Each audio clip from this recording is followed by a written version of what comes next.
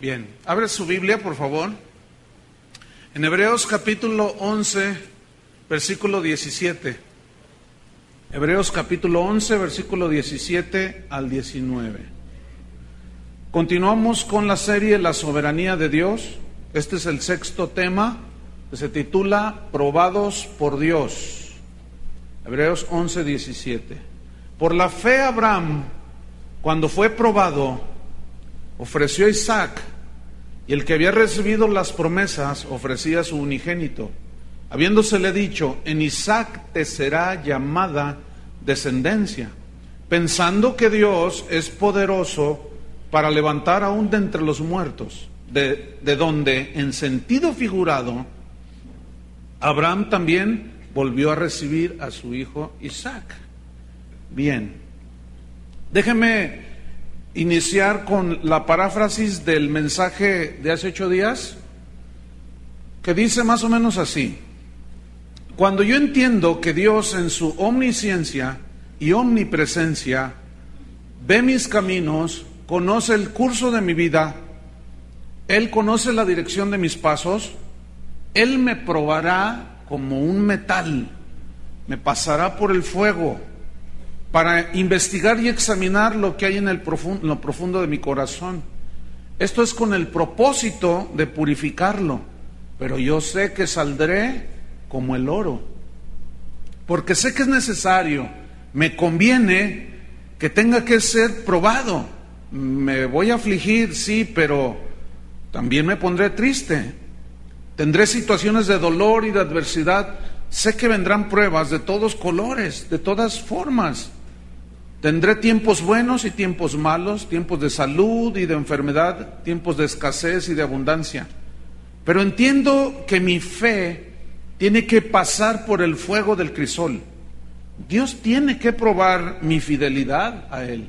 Dios tiene que probar mi confianza en Él y mis convicciones en el Evangelio, como lo hizo con Daniel. Porque la fe pasada por el fuego, que es purificada, al final es más valiosa que el oro, porque yo quiero ser hallado en alabanza, que Dios reconozca y elogie mi vida, que Dios tenga buena opinión y buena estima de mí, como la tuvo de Job, y que mi fe tenga un valor inestimable para cuando venga nuestro Señor Jesucristo por nosotros. Bien, estos versículos que leímos en Hebreos hablan de una de las historias más extraordinarias que hay en la Biblia, de las más conmovedoras, de las más ilustrativas, acerca de cómo Dios tiene que probarnos. Esta experiencia de Abraham nos enseña que podemos confiar totalmente en Dios, hermanos, en medio de las aflicciones y de las pruebas de nuestra fe, porque ahí se ve el fin que tuvo esta historia, lo cual nos enseña que nosotros podemos totalmente confiar en Dios. Las pruebas nos revelan la realidad de nuestra fe. ¿Cómo tú te vas a dar cuenta cómo está tu fe si no es probada? Las pruebas nos revelan la realidad de nuestra confianza en Dios. ¿Qué tanto confiamos en Dios? Y esto únicamente lo vas a saber a través de la prueba de tu fe. ¿Cuánta fidelidad tienes a Dios? Esto solamente lo vas a saber cuando Dios prueba tu fidelidad. ¿Cuántas convicciones del Evangelio sólidas tú tienes? Esto solo te vas a dar cuenta cuando tus convicciones del Evangelio son probadas.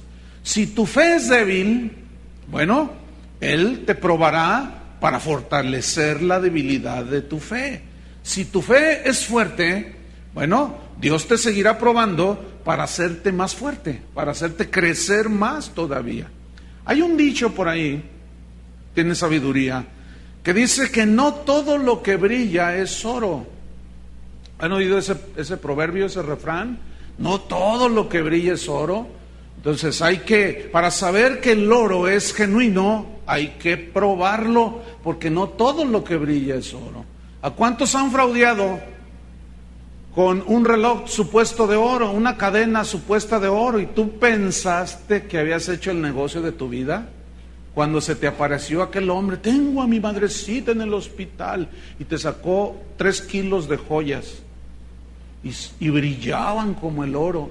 Mire, esto vale miles. Te empieza a llorar.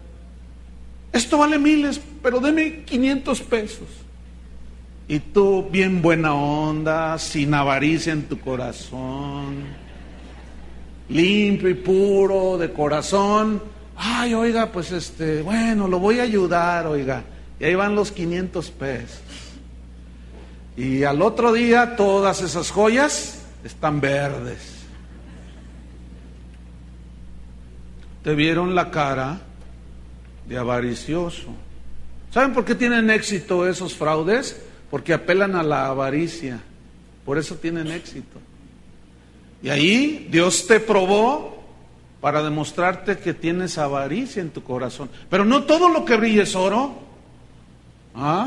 Ahora con esas manifestaciones que se están dando en algunas iglesias de que cae polvito de oro, vi un video muy interesante de Chile, allá en Santiago de Chile, que una periodista hizo un reportaje y juntaron en un frasco polvo de oro, supuestamente, y ella les dijo, ¿lo podemos analizar para ver si en verdad es oro? Y los hermanitos, amén, gloria a Dios, aleluya. Pues ahí van, es un reportaje de una televisión secular, un noticiero. Y se ve que llegan a un lugar donde había un joyero. Oye, venimos a que nos compruebe la pureza de este polvo de oro. Polvo de oro, dice el hombre. A ver, sí, cómo no. Y lo vacía en un recipiente y tiene un montón de químicos allí y empieza a echarle los químicos, ¿no? ¿Y qué cree que pasó con el oro? Se quemó, se hizo negro. Algún fraude está pasando en esos lugares. No todo lo que brilla es oro. El oro auténtico soporta las pruebas de los ácidos químicos. Bueno, la fe auténtica soporta las pruebas de las aflicciones de la vida. El verdadero cristiano sale aprobado en medio de las pruebas. ¿Por qué? Porque tiene una fe auténtica. ¿Cómo tú te vas a dar cuenta que eres un verdadero cristiano si tu fe no es probada? Si es probada y tú mandas todo a volar, nunca fuiste cristiano, te creías cristiano. Porque la fe que nos ha sido dada es fe genuina, pero esta tiene que ser probada para ser más purificada cada día y cada día y cada día. En Génesis capítulo 22, si vamos allí para ver toda la historia, aquí en Hebreos 11 está sintetizada, pero vamos a Génesis 22 y vamos a estudiar esta maravillosa historia en la Biblia. Probados por Dios. Abraham fue probado por Dios, dice ahí en Hebreos. Vamos al versículo 1. Dice, aconteció después de estas cosas que probó Dios a Abraham. Probó Dios a Abraham. Nadie, ninguno que es hijo de Dios, no sé cuántos de aquí sean hijos de Dios, pero nadie puede evadir el ser probado por Dios. Todos los hijos de Dios somos probados por Dios. Prueba nuestra fe, prueba nuestra confianza, prueba nuestras convicciones del Evangelio. ¿Por qué? Porque somos hijos de Dios. Entonces nadie se escapa de ser probado. Tenemos que armarnos de ese pensamiento de que siempre, tarde o temprano, Dios probará nuestra fe. Eso nos va a afligir, pero lo que quiere el Señor es purificarnos. Ahora, el verbo probar, probó Dios a Abraham, viene del hebreo nashá, que significa poner en práctica. Entonces, ¿cómo se entiende aquí? Probó Dios a Abraham, es decir, Dios puso en práctica o en acción la fe de Abraham. Santiago dice que la fe sin obras, sin acciones, no sirve para nada. No sirve para nada. No hay una muestra de la fe interior, no se ve en lo exterior. Entonces, poner en práctica la fe. Dios tuvo que poner en práctica la fe de Abraham. Significa, nashá, también hacer la prueba. ¿La prueba de qué? De tu fe. De múltiples colores, de múltiples formas. Miren, la fe es como un músculo que se fortalece con el ejercicio. Tú haces ejercicio y tus músculos se fortalecen, ¿no es cierto? Deja de hacer y tus músculos se empiezan a atrofiar. Deja de hacer ejercicio y se comienzan a tullir. Se empiezan a hacer duros, ¿no es cierto? Y luego si tú de repente tienes sin caminar 5 kilómetros o sin correr 15 años y luego de repente quieres correrlos en 10 minutos, pues haces un esfuerzo, pero al otro día amaneces que no te puedes levantar. ¿Por qué? Porque tus músculos dejaron de ejercitarse. Escúchenme bien, así es la fe, así es la fe. Es como un músculo. Dios la tiene que poner en práctica constante para que no nos atrofiemos, ¿me entienden? Para que no nos tuyamos. ¿Está bien dicho tuyamos? Me sonó raro de pronto. Para que no nos endurezcamos. La fe tiene que ser probada. Y Abraham le probó su fe. Y le dijo, en el versículo 1, Abraham le habló. Y él respondió, heme aquí. Y aquí hay que resaltar algo muy importante. La respuesta de Abraham fue inmediata. Yo quiero que nos pongamos un momento en el lugar de Abraham. Hay unas circunstancias que debemos de considerar para poder comprender un poco más la historia. Dios le dice a Abraham, y él le responde, heme aquí, Señor. Su respuesta fue inmediata, pero consideremos lo siguiente. Él no tenía pastor, no tenía iglesia, no había escrituras, no había absolutamente nada. Sin embargo, Dios tuvo a bien, en su soberanía, revelarse a Abraham. Él hablaba con Abraham, algunos dicen que de forma audible, otros que era una voz interna, pero como sea, Dios se revela y se reveló a Abraham. Y la respuesta de Abraham fue inmediata, heme aquí. A pesar de que él no había ido ni a la escuela dominical, ni había ido a ningún curso de no sé qué, nada, ni clases bíblicas había tomado, él sabía reconocer la voz de Dios. Y su respuesta fue inmediata. Esto nos debe de enseñar algo. Que cuando Dios nos habla, todo hijo de Dios conoce la voz de Dios. Porque Jesús dijo, mis ovejas oyen, ¿qué? Mi voz. Entonces, si usted es oveja de Dios, usted sabe cuando Dios le habla. Si usted es nuevo en los caminos del Señor, está aprendiendo a escuchar la voz de Dios. Yo conozco perfectamente la voz de mi esposa. Cuando ella me habla de la planta baja, yo estoy en la planta alta de mi casa y me dice, Chuy, yo no me asusto y digo, ay, ¿quién anda allí? No, porque conozco su voz aunque no la veo. ¿Por qué? De tantos años de estar con ella, de vivir juntos, ya cumplimos 29 años de casados el mes pasado. Entonces ya no necesito yo verla, nada más escuchando su voz, ya sé quién es. Así es con Dios. Usted va a ir distinguiendo la voz de Dios, pero escúcheme bien. Y esto para los nuevos, es para todos, pero para los nuevos. Cuando sepan que es Dios el que les está hablando, no se tarden mucho en obedecer. Así como Abraham, heme aquí, le dice, versículo 2. Y le dijo el Señor, toma ahora tu hijo. ¿Cómo se llamaba ese hijo? Isaac. Ahora, vamos a quedarnos aquí un momento. Vamos a hacer una breve semblanza de cómo fue que él llegó a tener ese hijo. Abraham y Sara eran de un país de Ur, de los caldeos. Eran paganos totalmente.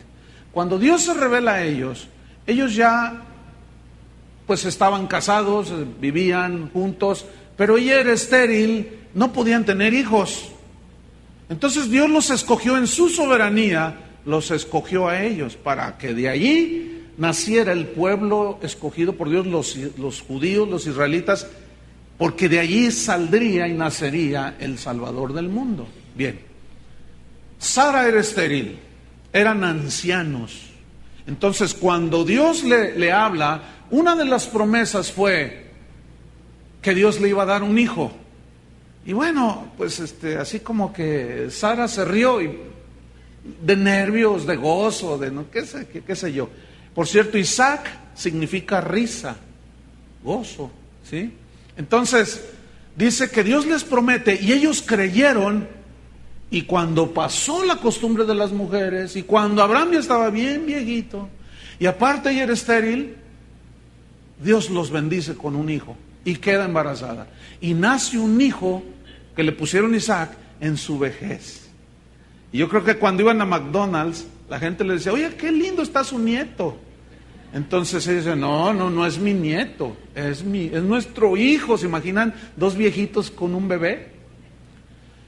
Así fue la historia de ellos. Y les nace el hijo, y el niño empieza a crecer. Y Abraham sigue desarrollando su relación con Dios. Pues un día dice, Abraham, toma ahora tu hijo.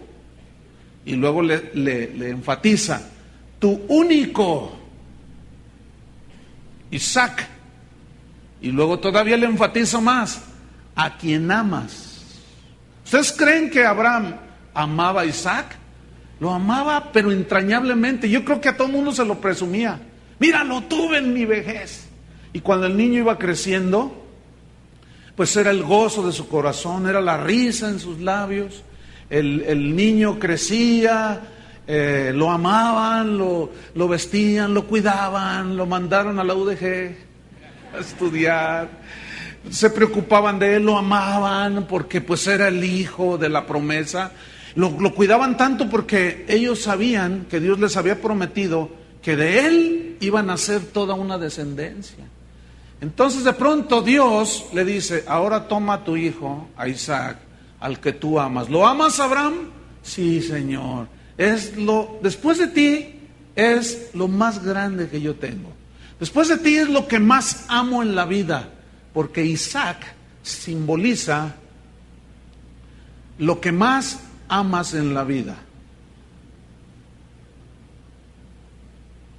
Puede ser tu esposo, tu esposa, tus hijos, porque aquí está involucrando un ser querido, pero pueden ser cosas también. Hay gente que está enamorada de su casa, hay gente que ama tanto a su carro que no quiere que le dé ni el sol, ¿verdad? Y lo presume y cuanta cosa, y hay otros que aman demasiado sus títulos que ganaron. El problema no está en tenerlos, sino el lugar que ocupa en el corazón de la persona, del creyente.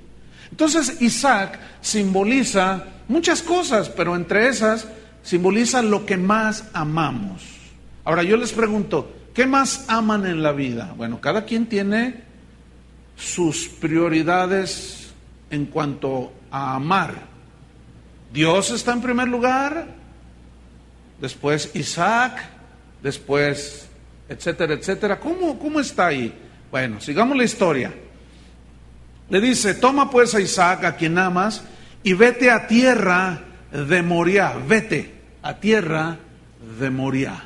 O sea, cambiar de un país a otro siempre, si cambiarse de casa es engorroso, es estresante. Ahora imagínense cambiarse de país a un lugar donde pues él no conocía. Pero aquí hay una particularidad. Moriah en el hebreo significa amargura. Vete a la tierra donde vas a afligirte. Vete a la tierra donde experimentarás dolor. Ahora, ¿qué hizo Abraham? ¿Reprendió al diablo? No. ¿Qué hizo? Obedeció. ¿Qué tenemos que hacer nosotros? Obedecer. Entonces dice, vete a Moriah y ofrécelo ahí en holocausto. Ofrécelo en holocausto, en sacrificio. Ok, un contexto en la vida de Abraham respecto a este asunto de ofrecer sacrificios. Él, recuerden que venía de una nación pagana. Él estaba acostumbrado a ver que se ofrecían seres humanos, niños, eran ofrecidos a los dioses, a los demonios. Entonces para Abraham era muy normal ver que ofrecían hijos. Él no los tuvo y posiblemente si los hubiera tenido, era muy posible que en ese paganismo él hubiera ofrecido a alguno de sus hijos, pero él nunca tuvo hijos. Entonces cuando Dios le dice, ofrécemelo en sacrificio, no dice nada la Biblia, pero vamos a tratar de ponernos un momento en las botas de Abraham, o en los guaraches pues, y vamos a imaginarnos, ¿qué pensaría Abraham cuando le dice, ofrécemelo en holocausto? Posiblemente él dijo, pero eso va en contra de la naturaleza del Dios vivo. Los otros son demonios, pero ¿cómo Dios me lo pide a mí que lo sacrifique? Bueno, ok, yo no soy nadie para alegar con Dios. Aquí hay un principio muy importante, hermanos. Nunca le vamos a ganar a Dios.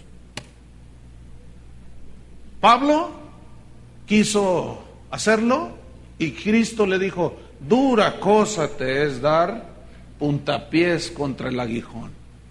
No puedes, Pablo. ¿Quién puede contra Dios? A ver, pues hasta ahorita, después de más de 30 años de servir a Dios, yo nunca le he ganado una a Dios. ¿Hay alguien que le ha ganado una a Dios? Que me diga cómo, porque a veces las cosas se ponen difíciles. Entonces Abraham posiblemente pensó, pero esto va en contra de la naturaleza de Dios, pero Él es soberano. Si Él me lo está pidiendo, a ver, ¿qué voy a hacer? Pues se lo voy a entregar porque es de Él. ¿Que no es el dueño de todo el Señor? Abraham había recibido revelaciones que están por toda la Biblia, aún antes de tener la Biblia. De alguna manera Dios se reveló a él. Hermano, tú y yo no debemos de discutir con Dios. Nuestra parte es obedecerle. Aunque a veces, fíjate, como el caso de Abraham, esto va en contra de tu naturaleza, Señor, pero ¿qué dice en Hebreos? Dice que cuando Dios probó a Abraham por la fe, cuando Abraham fue probado, ofreció a su hijo, a su unigénito, cuando Dios se lo pide, y luego dice, y él creyó que Dios se lo iba a ¿qué? A regresar. Aquí hay una lección muy poderosa, y es esta: cuando Dios te pida que hagas algo, no dudes en hacerlo, porque Dios nunca nos va a dañar ni a perjudicar, porque acuérdense que a los que aman a Dios, todas las cosas nos ayudan para bien. Entonces Dios le estaba pidiendo a Abraham, estaba probando su fe, que le entregara lo que más amaba en esta tierra. Es así que fue una prueba difícil. Pero mira, es muy diferente ver que un familiar se muere a que tú tengas que degollarlo y ofrecérselo a Dios. Eso es muy distinto.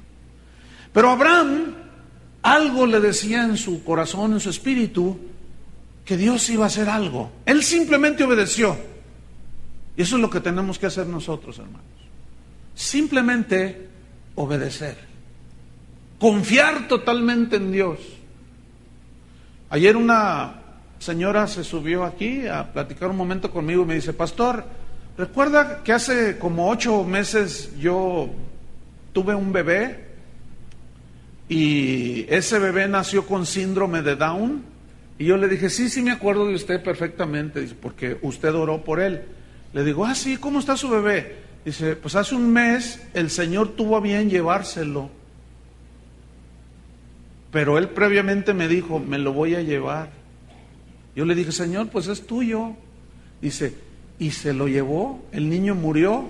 Dice, mire, me dolió, pero estoy contenta porque si se lo llevó es que es la voluntad de Dios. Dice, aunque mi esposo no es cristiano y él tiene resentimiento en contra de Dios, y por más que le explico, no me entiende. Le digo, no, es que no le va a entender. Porque estas cosas para el hombre natural son locura, porque no las puede entender, porque se han de discernir espiritualmente. Entonces, avancemos en la historia de Abraham. Ofrécemelo y en holocausto sobre uno de los montes que yo te diré. Aquí hay un principio. Es el siguiente. Dios es el que dicta las reglas. ¿Quién dicta las reglas? Dios es el que dice cómo se deben hacer las cosas. El evangelio de hoy lo han tergiversado de tal manera que ahora nosotros le damos órdenes a Dios, pero esa es una herejía. Nosotros no somos nadie para decirle a Dios cómo haga las cosas. Eso de hacer una listita y que deje su listita a un lado. Usted no puede manipular a Dios, porque si no, entonces ya no es soberano Dios. Usted sería el soberano. Algunos dirán, no, pastor, es que yo hice la listita y Dios me lo concedió. Sí, porque Él quiso, no porque tú hiciste la listita. Ahora, ¿y por qué a otros que han hecho su listita no les ha pasado nada? Al contrario, se les puso peor. ¿Por qué? Porque Dios no quiso. Entonces, ¿quién gobierna todo? Díganlo. Dios. ¿Quién es el que dicta las reglas? Dios. Versículo 3. Y Abraham se levantó muy de mañana. Noten la diligencia que él tenía en hacer la voluntad de Dios. Ahora, ¿ustedes creen que a él le urgía asesinar a su hijo? No. Pero miraba a su hijo y miraba a Dios. Y decía, bueno, es que antes de tener a mi Isaac, yo tenía a Dios. Antes de existir este niño, probablemente lo miraba allí en su cama. En este episodio, Isaac se calcula que tendría entre 17 a 20 años. Era un joven. Probablemente se asomaba allí por la puerta y lo miraba acostado al muchacho. Y decía, bueno, antes de Isaac era Dios. ¿Quién me lo dio? ¿Quién me lo dio? Dios. Yo me imagino a Sara, oye, ¿qué tanto estás haciendo? Pues no dice la Biblia si le dijo o no lo que Dios le había dicho, que lo ofreciera. A lo mejor no se lo dijo porque a lo mejor se le armaba. No sé. Y este es otro principio que voy a hablar más adelante, de que las pruebas son personales. Hay que enfrentarlas cada uno, pero eso es más adelante. Entonces Abraham se levanta muy de mañana. Dice, y estoy en el versículo 3, sígame ahí. Y enalbardó su asno, preparó allí el asno, y tomó consigo 2 siervos suyos, y a Isaac su hijo, y cortó leña para el holocausto, para el sacrificio, y se levantó, y fue al lugar que Dios le dijo. Otra vez, fue al lugar que Dios le dijo. ¿Quién es el que dicta las reglas? En el versículo 2 le dice, te vas a ir sobre un monte que yo te diré. Y en el versículo 3 se levantó y fue al lugar que Dios le dijo. O sea que en ese trayecto Dios le dijo a dónde. ¿Quién pone las reglas? Dios. En 2 Timoteo capítulo 2 versículo 5, Pablo dice lo siguiente: para que un atleta sea coronado, les ponían una corona de guirnaldas o de olivo. Ese era su premio a los que corrían en las Olimpiadas allá en Grecia. Para que el atleta corra y gane la corona, el premio, tiene que luchar legítimamente. Esta palabra legítimamente en el griego significa conforme a las reglas. ¿Conforme a las reglas de qué? De la carrera atlética. ¿Sí?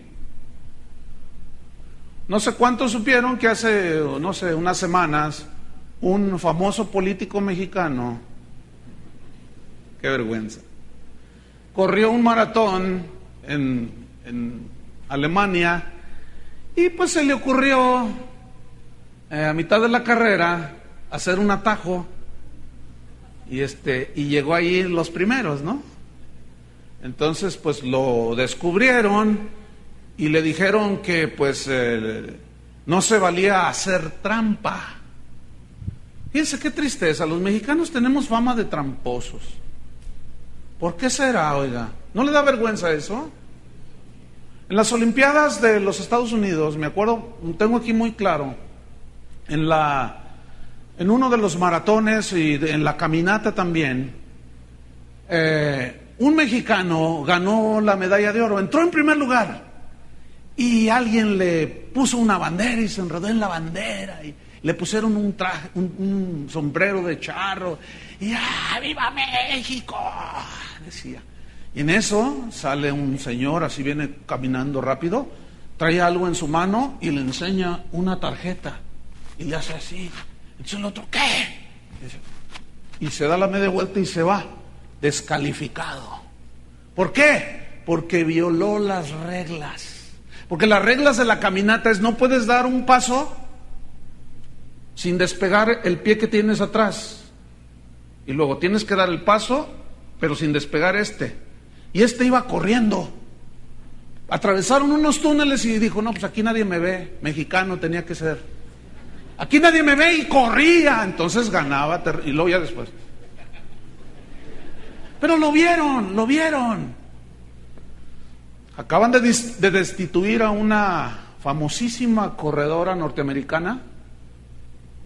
Le quitaron las medallas después de 4 años, algo así. Descubrieron que se había dopado, había tomado drogas para tener más rendimiento físico, y le quitaron las medallas y le quitaron los premios económicos, la avergonzaron. ¿Por qué? Porque violó las reglas. Escúchenme bien. Todo deporte tiene sus reglas. Hay unos donde tú puedes dar de puntapiés. Hay otros donde no puedes usar los pies, porque si tú das un puntapié, te descalifican. Hay unos donde tú puedes meter las manos. Hay otros donde si metes la mano y tocas el balón en el área chica, te marcan una pena. Pena máxima, dicen, por haber metido la mano. No viole las reglas. Todo tiene reglas. Escúchenme bien. La carrera cristiana tiene sus reglas. En la carrera cristiana no hay atajos. No hay de que me brinco por aquí, me brinco las trancas y salgo por acá para llegar. No. Fíjense, hasta un perro tramposo salió en la televisión. Una carrera de perros galgos. No sé cuántos lo vieron. Fue espectacular eso. Pues resulta que había una carrera de perros galgos, esos que corren veloz, y ahí van corriendo y a toda velocidad. Entonces en una curva uno derrapó y golpeó al otro y lo destanteó y se dio unas maromas, y los demás siguieron corriendo, y cuando se levanta el perro así todo sacado de onda, ve que ya van lejos y luego voltea así y que se atraviesa el perro y que sale adelante el perro. Bueno, allí ya tuve más paz. Dije, bueno, no solo los mexicanos somos tramposos, también los perros son tramposos. Nada más que era un perro mexicano.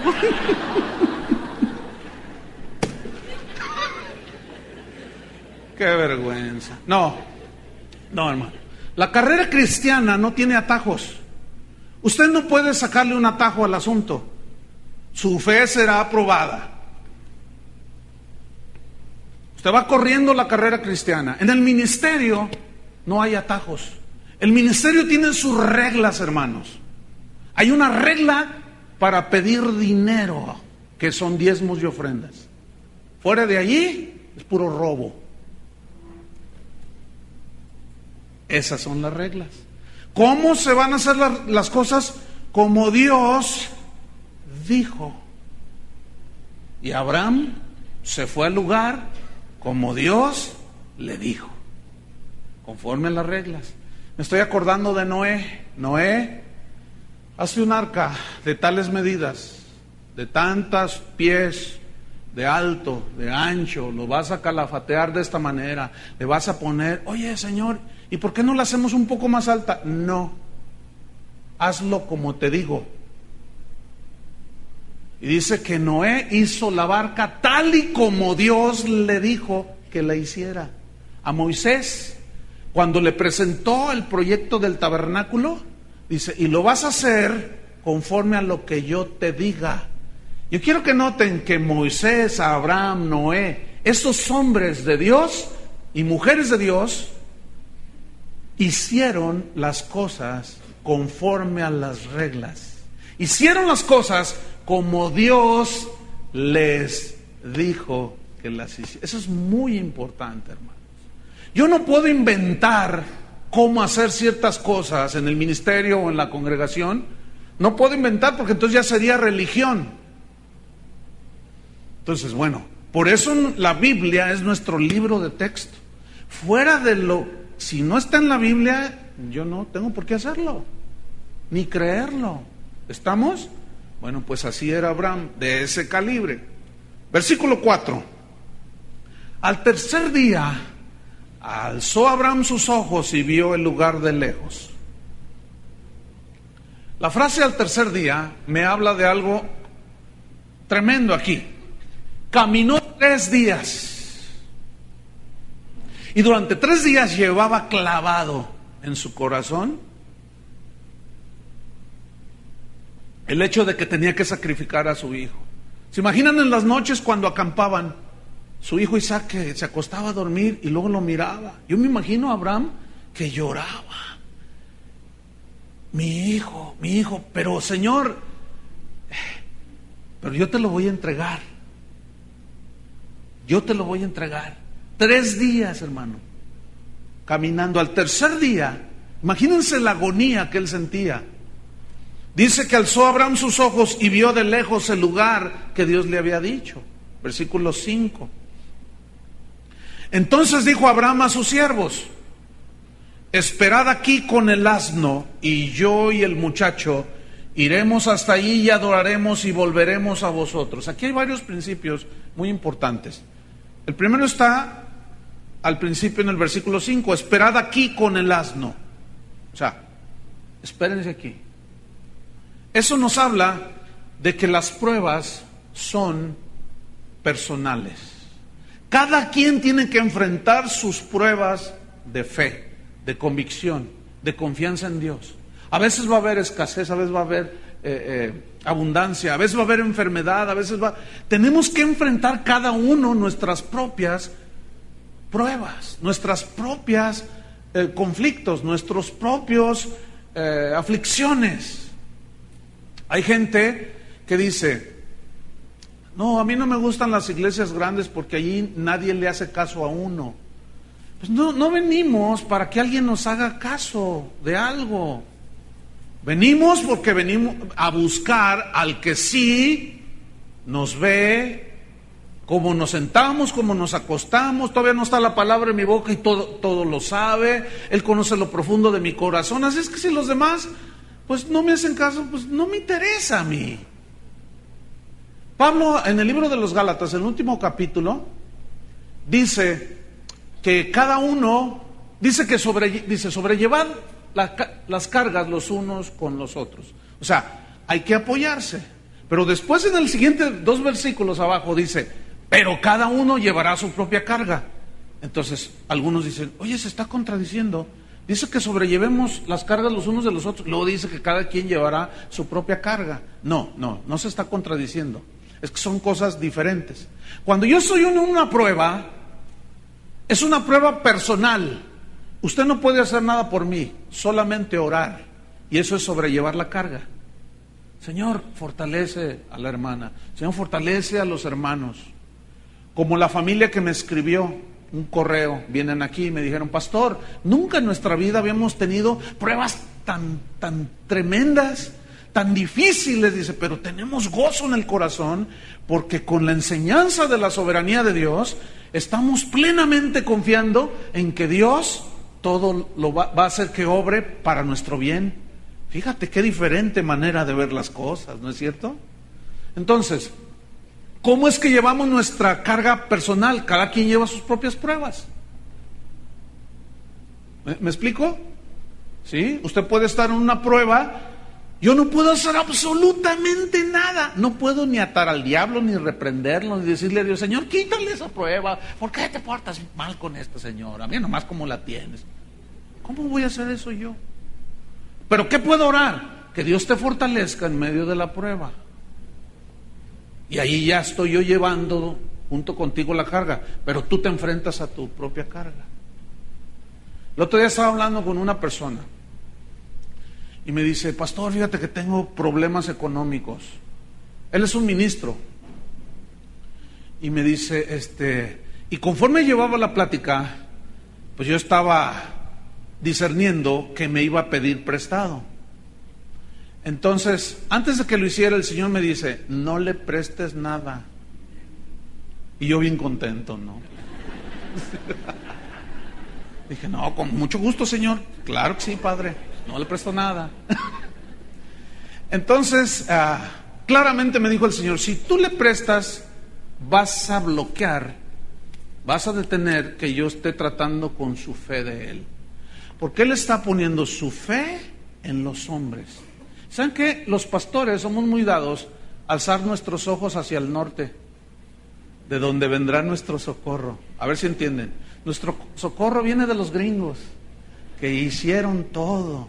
Y ponemos los ojos en la iglesia en los Estados Unidos porque decimos que allá tienen dinero. Entonces pensamos que nos deben de ayudar de allá. Y cuando yo empecé esta congregación, empecé a alzar mis ojos hacia el norte, porque mi pastor así alzaba sus ojos hacia el norte. En lugar de alzarlos a Dios y que el Señor me voltea la cara así, no vas a mirar allá, te prohíbo que vayas a pedirles dinero, me dijo. ¿Que no te basto yo? Yo le dije, no, bueno, sí, Señor, entonces no quiero que lo hagas, no me desobedezcas, porque si tú lo haces, te voy a dejar ahí que tú hagas tu asunto.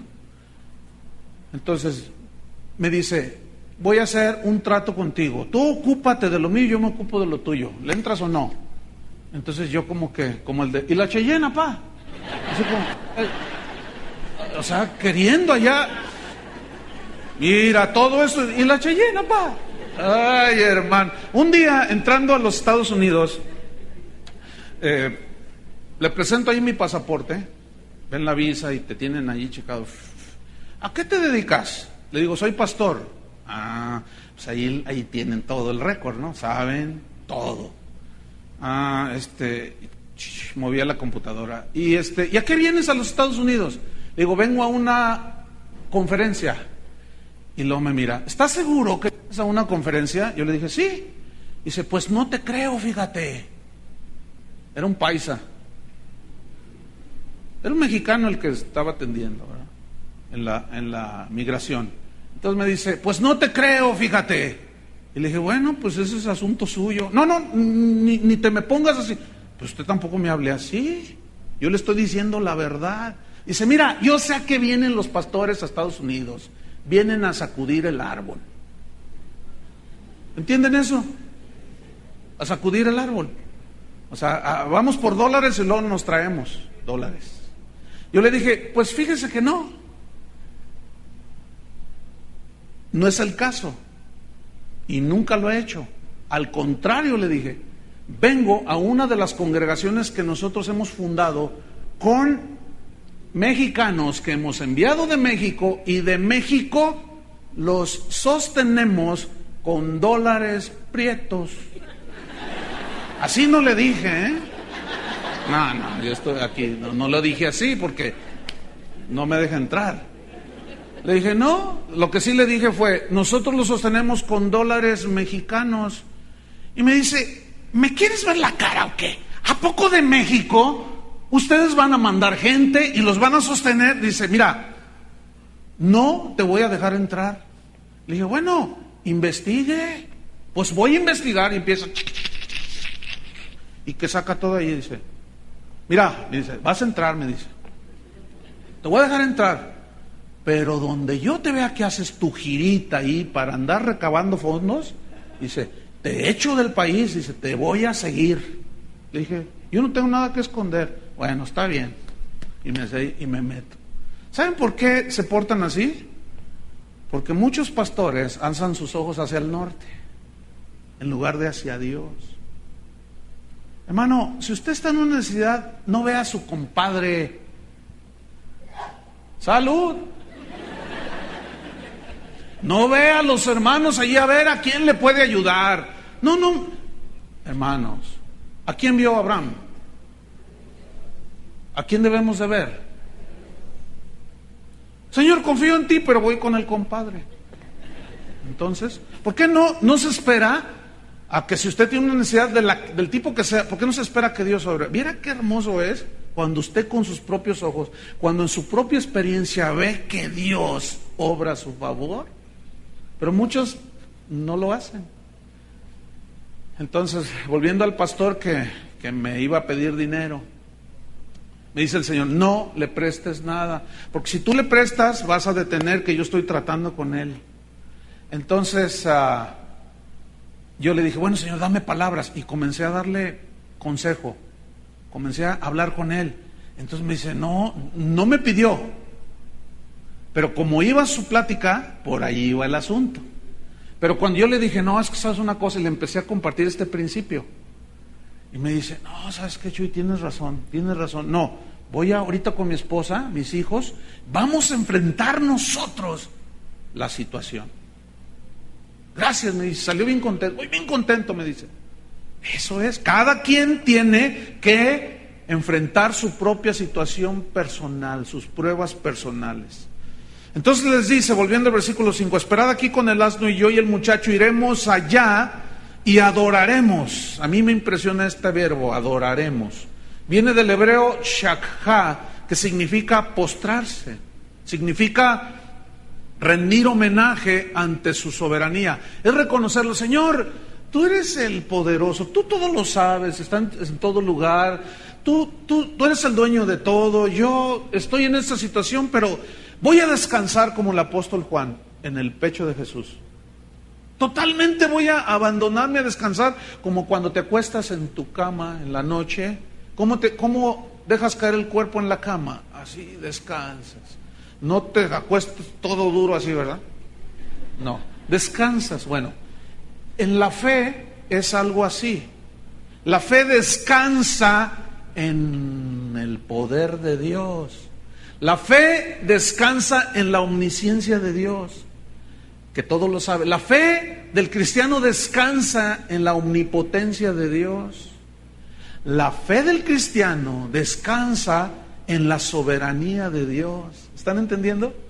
Por eso él se postró, se humilló, adoró. ¿Se acuerdan de Pablo y Silas? Les ponen una corretiza, los golpean, los azotan, los meten al calabozo de más adentro, y a medianoche, dice en Hechos 16, 25, y a medianoche Pablo y Silas cantaban himnos a Dios, y los presos los oían. Y en ese cantar himnos a Dios se humillaron, dijeron, pues ¿sabes qué? La cosa está dura, pero vamos a alabar a Dios. Empezaron a adorar a Dios. Hay otra historia de un rey llamado Josafat, segunda de Crónicas 20. Dice que estaba el ejército enfrente de Israel allí. Y Josafat cuando los vio dijo, no hombre, nos triplican en número. Dice, no sé qué hacer. Y Señor, a ti venimos. Y el Señor les dice, en este caso no tienen que pelear vosotros, déjenmelos a mí. Y dice que Josafat se postró y adoró. Pero les dijo a los cantores, a ver, tráiganse todos los instrumentos, a ver, las panderistas, a ver, todos vénganse aquí, vamos a alabar al Señor. Y a lo mejor algunos soldados decían, pero ¿cómo alabar a Dios si está el enemigo allí y nos va a dar? Dice que cuando empezaron a entonar cantos de alabanza, dice que Dios provocó que entre ellos mismos se mataran. Y así Dios les dio una gran victoria. ¿Por qué? Porque eran muchos más que los israelitas. Entonces, estamos viendo que cuando el asunto, la prueba, el gigante que tienes enfrente es enorme, ¿qué puedes hacer tú en tus fuerzas? Nada. Ahí es cuando nosotros descansamos ¿en quién? En la soberanía de Dios. Sí estamos entendiendo, ¿verdad? Qué historia tan hermosa. Versículo 6. Y tomó Abraham la leña, dice, del holocausto, y la puso sobre Isaac su hijo. Y él tomó en su mano el fuego y el cuchillo, y fueron ambos juntos. Fíjate que Isaac, Abraham e Isaac, también es una figura, Abraham del Padre Celestial, e Isaac es figura de Cristo. ¿Por qué Abraham cargó la leña en su hijo? por varias razones. Una era que él ya estaba ancianito. Había caminado 3 días, estaba cansado el viejito. Y su hijo era joven, fuerte, y cargó en él la leña del holocausto. Yo dije que Isaac es un tipo de Cristo porque en Isaías 53, déjame leérselo, en el versículo número 4, allí dice, de una manera profética, Isaías 53, versículo 4, dice lo siguiente: ciertamente llevó él nuestras enfermedades, o sea, Cristo. Este es un pasaje profético que apuntaba hacia Cristo. Él sufrió nuestros dolores, nosotros le tuvimos por azotado, por herido de Dios y abatido. Mas él herido fue por nuestras rebeliones, molido por nuestros pecados. El castigo de nuestra paz fue sobre él, y por su llaga fuimos nosotros curados. Todos nosotros nos descarriamos como ovejas, cada cual se apartó de su camino, mas Jehová cargó en él el pecado de todos nosotros, los cuales llevó colgado en una cruz. Por eso Isaac es un símbolo, tipifica al cordero que enmudeció, que no dijo nada y que fue cargado.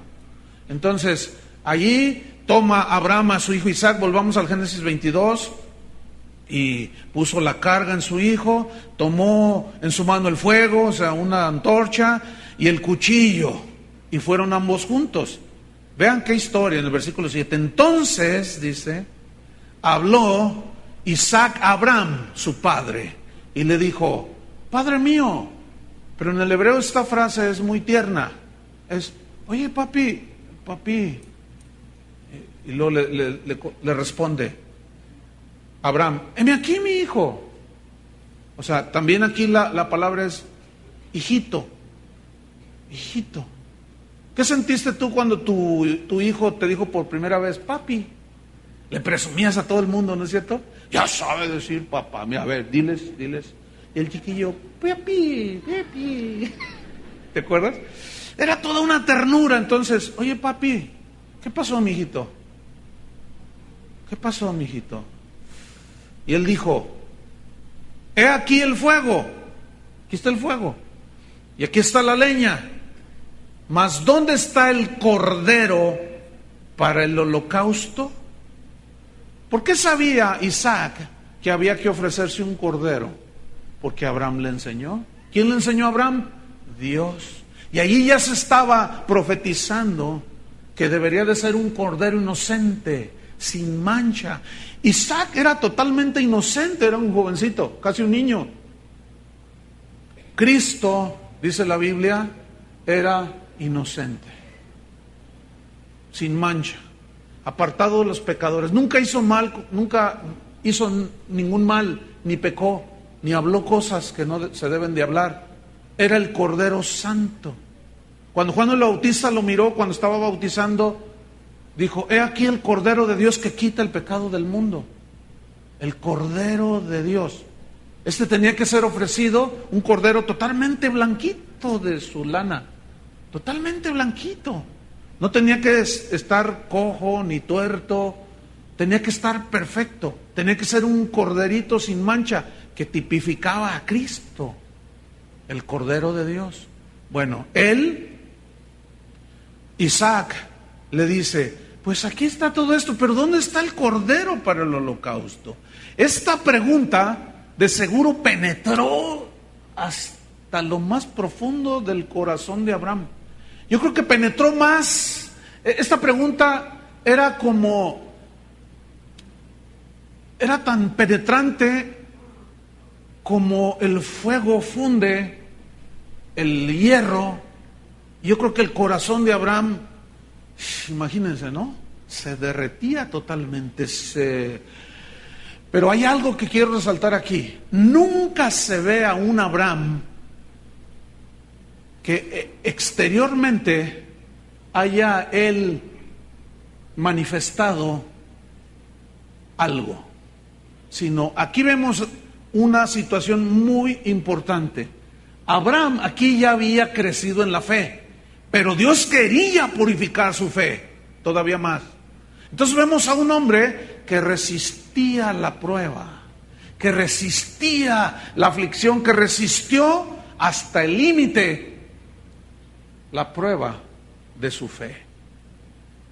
Papá, ¿dónde está el cordero? Fíjense en el versículo 8 lo que le responde. Abraham le respondió: Dios se proveerá de cordero para holocausto, hijo mío. E iban juntos. Yo quiero poner énfasis a esto. Dice, Dios que se proveerá a sí mismo un cordero. O sea, Abraham no tenía escrituras donde apoyarse, pero tenía la revelación de Dios. Ahí se estaba revelando el Dios de la gracia. Dios se proveerá a sí mismo un cordero que satisfaga el castigo por el pecado. Es así como en Romanos 5:8 dice, mas Dios muestra su amor para con nosotros, en que siendo aún pecadores, ¿qué? Cristo murió por nosotros. Dios cargó en él el pecado de todos nosotros. Dios se proveerá. ¿Por qué no dijo otra cosa, sino Dios se proveerá? Porque todo sacrificio para ganarse el favor de Dios es desechado por Dios. Dios mismo tuvo que proveer un cordero. Y aquí Abraham está profetizando de Cristo. ¿Lo alcanzan a ver? Dios se proveerá un cordero. Yo no sé cómo le va a hacer Dios, pero esa es la fe. Aunque rebasa, tal conocimiento es maravilloso, para mí no lo puedo entender. Rebasa totalmente, pero bueno, yo descanso. Lo dejo en las manos del Señor. Yo no puedo hacer nada. Y descansa en el Señor. Pues Abraham le dice así: Dios se proveerá, hijo mío, tú sígueme. E iban juntos. Versículo 9. Cuando llegaron al lugar que Dios le había dicho, edificó allí Abraham un altar, un lugar de sacrificio, y compuso la leña. Fíjense, acomodó la leña y ató a Isaac su hijo y lo puso en el altar sobre la peña. ¿Qué hizo? Agarró a su hijo, lo puso sobre la leña y lo ató y lo puso sobre la leña. Ahora, yo quiero enfatizar varias cosas aquí. Isaac no abrió su boca, no dijo nada.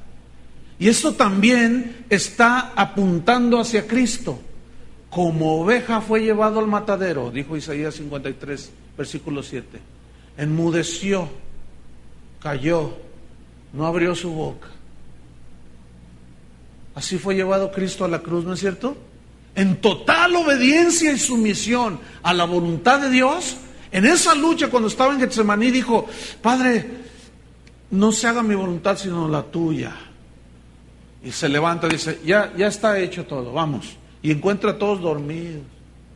Dice: vamos, levántense, aquí viene el que me entrega. O sea, Cristo siempre tuvo toda una disposición para obedecer a Dios, pero fue una obediencia que lo llevó al sacrificio, al martirio, para que tú y yo tuviésemos la bendición de la salvación, el regalo de la salvación. Ayer, cuando se oró por las personas que hacen su petición de oración, que Carlos las nombró unos que decía: fulano de tal quiere que el Señor le dé carro completo, y lo fulano de tal también quiere todo lo que Dios tiene para él y carro completo. Yo digo: oye, ahora todos quieren carro completo. Pero cuando estaba yo ahí atrás, el Señor me dijo: mira, algunos de los que están aquí quieren carro completo, pero diles que yo también quiero carro completo. Porque muchos de ustedes, o algunos de ustedes, quieren todo de Dios. Y está bien. Pues ¿quién más nos va a dar las cosas? ¿No es cierto? Sí, pero es algo recíproco. Si Él no rehusó a su Hijo, si no Él no escatimó a su Hijo, ¿cómo no nos va a dar también con Él todas las cosas? Si Él no escatimó y nos da todo, pero nosotros sí le escatimamos a Él. Fíjense, nosotros le pedimos a Él todo, carro completo, pero hay que voltear la tortilla para que se cueza bien. Él también quiere todo. No te quiere a la mitad, no te quiere medio cristiano y medio mundano. No te quiere a la mitad, no te quiere la mediocridad, te quiere todo. El sacrificio que se ofrecía no era la mitad del cordero, era todo. Entonces, si Dios nos dio todo, ¿qué más nos resta hacer a nosotros? A ver, ¿alguien tiene la suficiente discernimiento para decir, si Dios nos dio todo, ¿qué podemos hacer nosotros? ¿Qué es lo menos que podemos hacer? Darle todo a Él, toda nuestra vida, tus hijos, tu esposo, tu carrera, tu casa, lo que tengas, todo es de Él. Entonces, cuando Él te pida algo, no se lo rehuses. Fíjate, vamos sobre el final de la historia. Edificó el altar, compuso la leña, lo puso allí y extendió a Abraham su mano y tomó el cuchillo para degollar a su hijo. Fíjate qué prueba hasta el límite. Algunos, o la mayoría, puedo pensar yo, en las pruebas de la vida en las cuales nos enfrentamos, llega un momento en que estamos hasta el límite, que decimos, Señor. ¿Alguna vez han estado ahí? O a lo mejor algunos están ahí. Y dice que extendió Abraham su mano y tomó el cuchillo para degollar a su hijo. Versículo 11.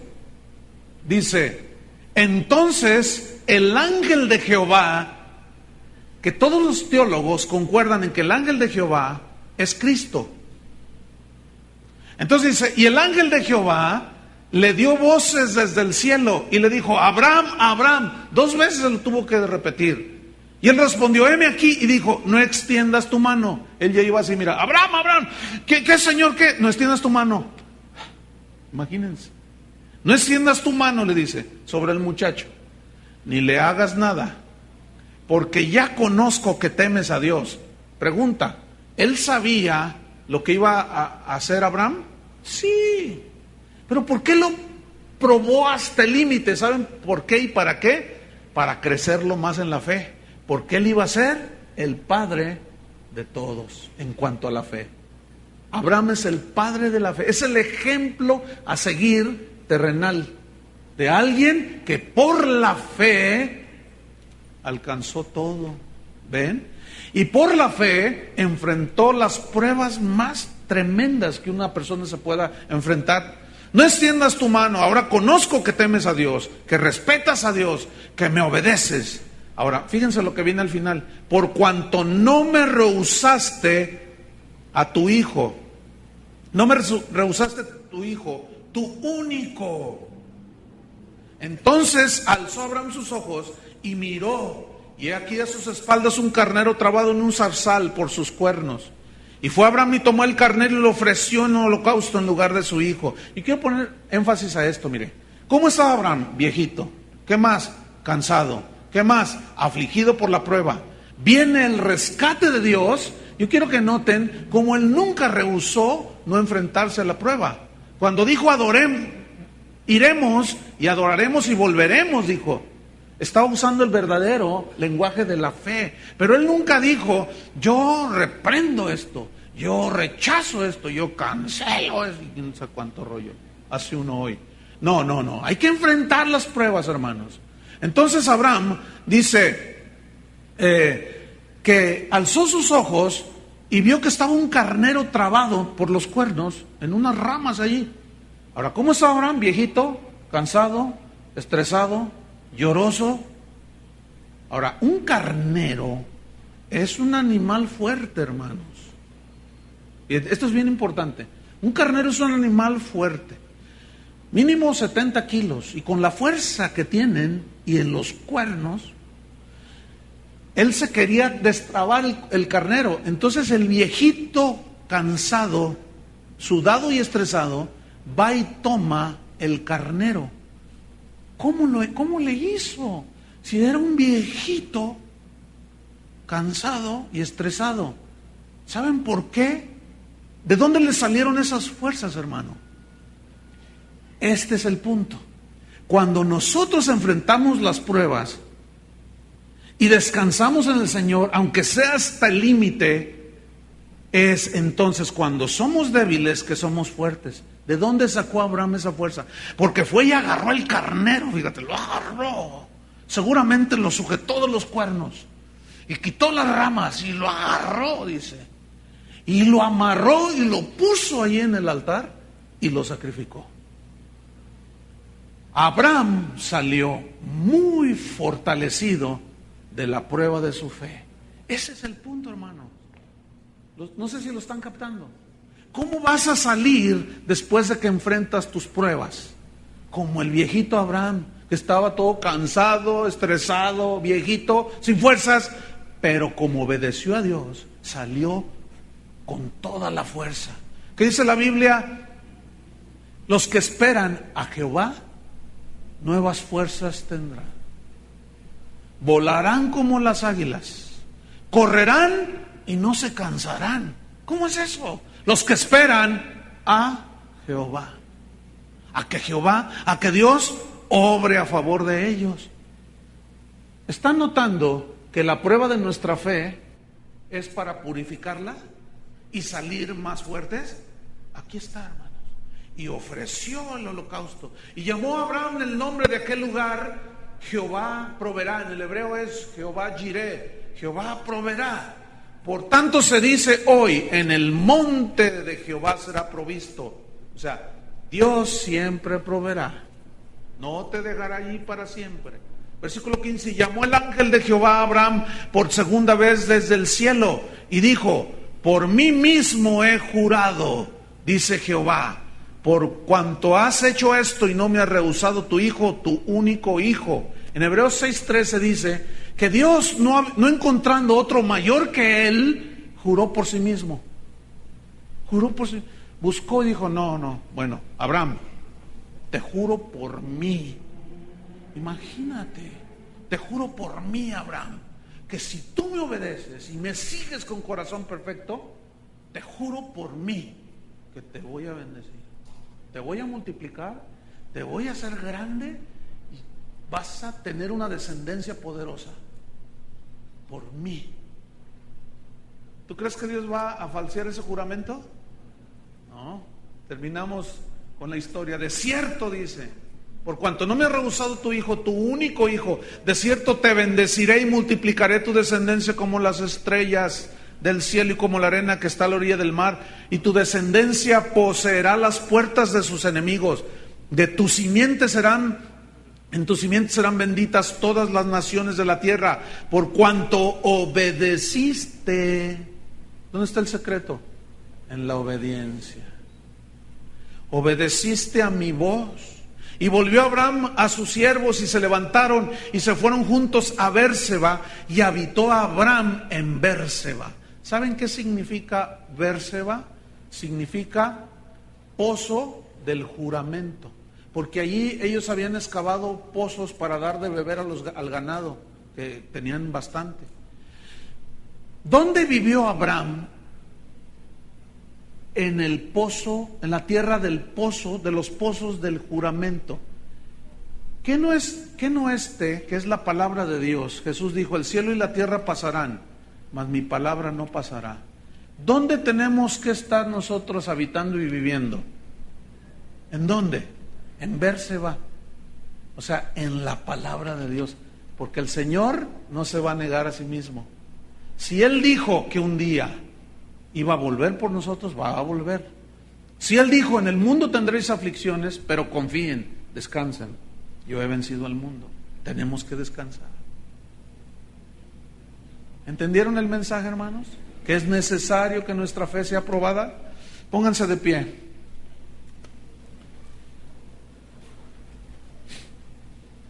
Tenemos que vivir en la cruz de Cristo. Allí, mira, abrazados a la cruz. No te muevas de allí. Como Abraham habitó en esa tierra, en la tierra donde Dios juró que les iba a dar. Y en la palabra están las promesas de Dios. Esas promesas no te dicen que nunca vas a pasar por el valle de sombra.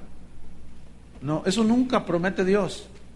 El salmista dijo, ¿se acuerdan? aunque ande en valle de sombra de muerte, aunque ande. Todos los hombres y mujeres de Dios no rehuyeron, ni rehusaron, ni esquivaron enfrentarse a las pruebas de la fe.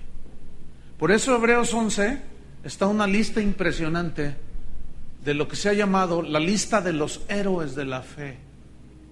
Y allí dice todo lo que hicieron estos hombres: Moisés, Noé, Abel, David, Sansón, Jefté, Rahab, Enoc.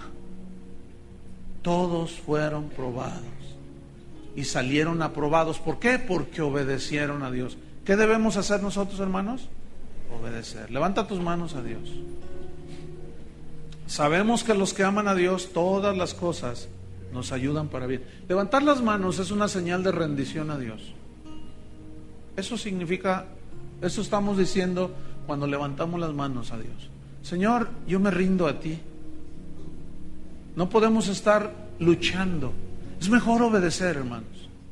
Aunque el Señor te pida lo que más amas, no dudes. Tú dile: Señor, mis hijos son tus hijos, mi esposo es tuyo, mi esposa es tuya, mi trabajo, Señor, mi negocio, lo que yo tengo, todo es tuyo, Señor. Cristo dijo: cuando yo venga, cuando el Hijo del Hombre venga, ¿hallará fe en la tierra? ¿Por qué hizo esa pregunta? Porque muchos se van a ir, van a dejar los caminos de Dios. Que usted no sea uno de ellos, sino de los que terminan la carrera. Pero vamos a correr esa carrera conforme a las reglas. Amén. Padre, gracias, Señor, por las circunstancias, la vida de cada uno de los que estamos aquí. Gracias por las pruebas, Señor. En medio de ellas nos podemos gozar en las tribulaciones, sabiendo que la tribulación produce paciencia, carácter. La paciencia produce esperanza. La esperanza no avergüenza. Y tenemos confianza total en nuestro Dios. Descansemos, hermanos, en la soberanía de Dios. En el nombre de Jesús. Amén. Que Dios les bendiga, hermanos.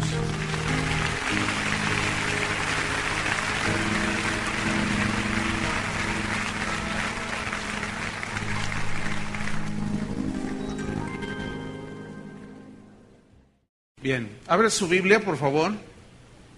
En Hebreos capítulo 11, versículo 17. Hebreos capítulo 11, versículo 17 al 19. Continuamos con la serie La soberanía de Dios. Este es el sexto tema, que se titula Probados por Dios. Hebreos 11, 17. Por la fe Abraham, cuando fue probado, ofreció a Isaac, y el que había recibido las promesas ofrecía a su unigénito, habiéndosele dicho: en Isaac te será llamada descendencia, pensando que Dios es poderoso para levantar aún de entre los muertos, de donde, en sentido figurado, Abraham también volvió a recibir a su hijo Isaac. Bien, déjeme iniciar con la paráfrasis del mensaje de hace 8 días, que dice más o menos así: cuando yo entiendo que Dios en su omnisciencia y omnipresencia ve mis caminos, conoce el curso de mi vida, Él conoce la dirección de mis pasos, Él me probará como un metal, me pasará por el fuego, para investigar y examinar lo que hay en lo profundo de mi corazón. Esto es con el propósito de purificarlo, pero yo sé que saldré como el oro, porque sé que es necesario, me conviene que tenga que ser probado. Me voy a afligir, sí, pero también me pondré triste. Tendré situaciones de dolor y de adversidad. Sé que vendrán pruebas de todos colores, de todas formas. Tendré tiempos buenos y tiempos malos, tiempos de salud y de enfermedad, tiempos de escasez y de abundancia. Pero entiendo que mi fe tiene que pasar por el fuego del crisol. Dios tiene que probar mi fidelidad a Él. Dios tiene que probar mi confianza en Él y mis convicciones en el Evangelio, como lo hizo con Daniel. Porque la fe pasada por el fuego, que es purificada, al final es más valiosa que el oro, porque yo quiero ser hallado en alabanza, que Dios reconozca y elogie mi vida, que Dios tenga buena opinión y buena estima de mí, como la tuvo de Job, y que mi fe tenga un valor inestimable para cuando venga nuestro Señor Jesucristo por nosotros. Bien, estos versículos que leímos en Hebreos hablan de una de las historias más extraordinarias que hay en la Biblia, de las más conmovedoras, de las más ilustrativas, acerca de cómo Dios tiene que probarnos. Esta experiencia de Abraham nos enseña que podemos confiar totalmente en Dios, hermanos, en medio de las aflicciones y de las pruebas de nuestra fe, porque ahí se ve el fin que tuvo esta historia, lo cual nos enseña que nosotros podemos totalmente confiar en Dios. Las pruebas nos revelan la realidad de nuestra fe. ¿Cómo tú te vas a dar cuenta cómo está tu fe si no es probada? Las pruebas nos revelan la realidad de nuestra confianza en Dios. ¿Qué tanto confiamos en Dios? Y esto únicamente lo vas a saber a través de la prueba de tu fe. ¿Cuánta fidelidad tienes a Dios? Esto solamente lo vas a saber cuando Dios prueba tu fidelidad. ¿Cuántas convicciones del Evangelio sólidas tú tienes? Esto solo te vas a dar cuenta cuando tus convicciones del Evangelio son probadas. Si tu fe es débil, bueno, Él te probará para fortalecer la debilidad de tu fe. Si tu fe es fuerte, bueno, Dios te seguirá probando para hacerte más fuerte, para hacerte crecer más todavía. Hay un dicho por ahí, tiene sabiduría, que dice que no todo lo que brilla es oro. ¿Han oído ese proverbio, ese refrán? No todo lo que brilla es oro. Entonces para saber que el oro es genuino, hay que probarlo, porque no todo lo que brilla es oro. ¿A cuántos han fraudeado con un reloj supuesto de oro, una cadena supuesta de oro, y tú pensaste que habías hecho el negocio de tu vida?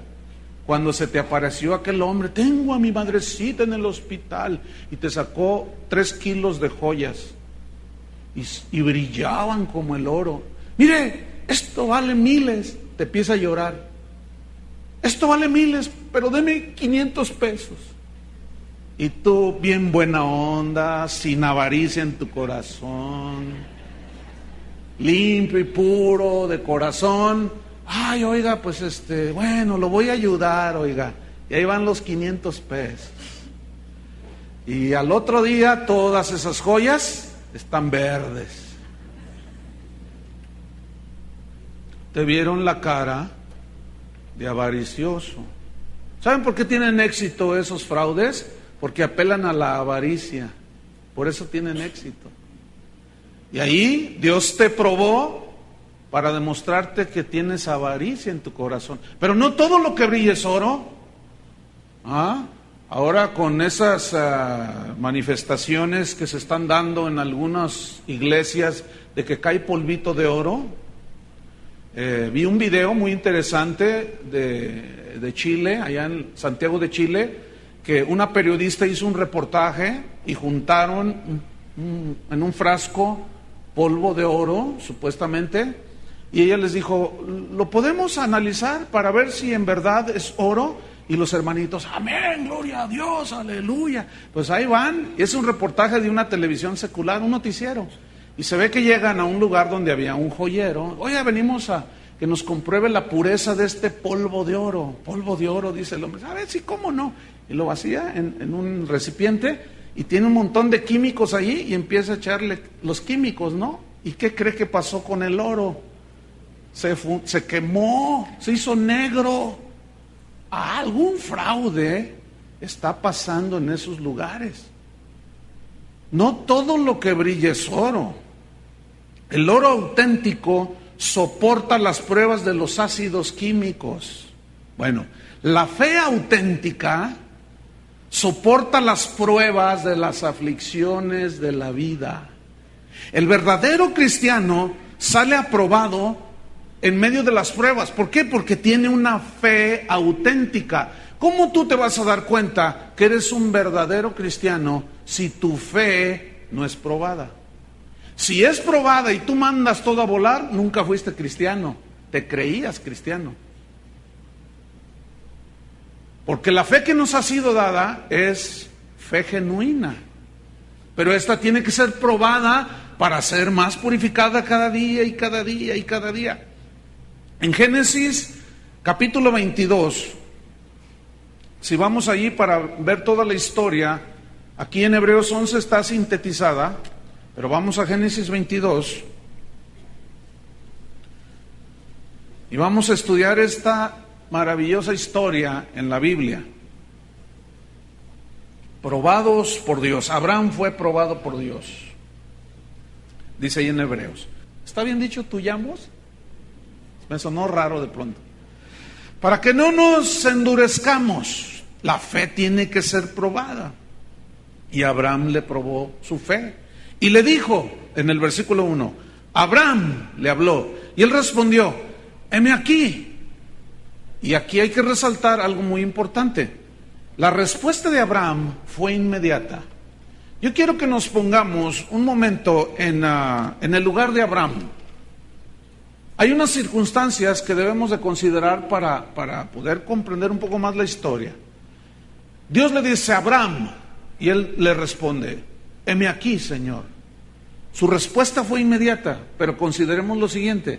Él no tenía pastor, no tenía iglesia, no había escrituras, no había absolutamente nada. Sin embargo, Dios tuvo a bien, en su soberanía, revelarse a Abraham.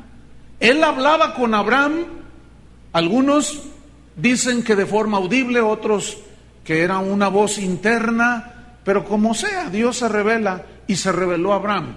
Y la respuesta de Abraham fue inmediata, heme aquí. A pesar de que él no había ido ni a la escuela dominical, ni había ido a ningún curso de no sé qué, nada, ni clases bíblicas había tomado, él sabía reconocer la voz de Dios. Y su respuesta fue inmediata. Esto nos debe de enseñar algo. Que cuando Dios nos habla, todo hijo de Dios conoce la voz de Dios. Porque Jesús dijo, mis ovejas oyen, ¿qué? Mi voz. Entonces, si usted es oveja de Dios, usted sabe cuando Dios le habla. Si usted es nuevo en los caminos del Señor, está aprendiendo a escuchar la voz de Dios.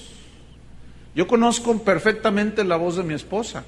Cuando ella me habla de la planta baja, yo estoy en la planta alta de mi casa, y me dice, Chuy, yo no me asusto y digo, ay, ¿quién anda allí? No, porque conozco su voz aunque no la veo. ¿Por qué? De tantos años de estar con ella, de vivir juntos, ya cumplimos 29 años de casados el mes pasado. Entonces ya no necesito yo verla, nada más escuchando su voz, ya sé quién es. Así es con Dios. Usted va a ir distinguiendo la voz de Dios, pero escúcheme bien. Y esto para los nuevos, es para todos, pero para los... Vamos al versículo 1. Dice, aconteció después de estas cosas que probó Dios a Abraham. Probó Dios a Abraham. Nadie, ninguno que es hijo de Dios, no sé cuántos de aquí sean hijos de Dios, pero nadie puede evadir el ser probado por Dios. Todos los hijos de Dios somos probados por Dios. Prueba nuestra fe, prueba nuestra confianza, prueba nuestras convicciones del Evangelio. ¿Por qué? Porque somos hijos de Dios. Entonces nadie se escapa de ser probado. Tenemos que armarnos de ese pensamiento de que siempre, tarde o temprano, Dios probará nuestra fe. Eso nos va a afligir, pero lo que quiere el Señor es purificarnos. Ahora, el verbo probar, probó Dios a Abraham, viene del hebreo nashá, que significa poner en práctica. Entonces, ¿cómo se entiende aquí? Probó Dios a Abraham, es decir, Dios puso en práctica o en acción la fe de Abraham. Santiago dice que la fe sin obras, sin acciones, no sirve para nada. No sirve para nada. No hay una muestra de la fe interior, no se ve en lo exterior. Entonces, poner en práctica la fe. Dios tuvo que poner en práctica la fe de Abraham. Significa, Nashá, también hacer la prueba. ¿La prueba de qué? De tu fe. De múltiples colores, de múltiples formas. Miren, la fe es como un músculo que se fortalece con el ejercicio. Tú haces ejercicio y tus músculos se fortalecen, ¿no es cierto? Deja de hacer y tus músculos se empiezan a atrofiar. Deja de hacer ejercicio y se comienzan a tullir. Se empiezan a hacer duros, ¿no es cierto? Y luego si tú de repente tienes sin caminar 5 kilómetros o sin correr 15 años y luego de repente quieres correrlos en 10 minutos, pues haces un esfuerzo, pero al otro día amaneces que no te puedes levantar. ¿Por qué? Porque tus músculos dejaron de ejercitarse. Escúchenme bien, así es la fe, así es la fe. Es como un músculo. Dios la tiene que poner en práctica constante para que no nos atrofiemos, ¿me entienden? Para que no nos tuyamos.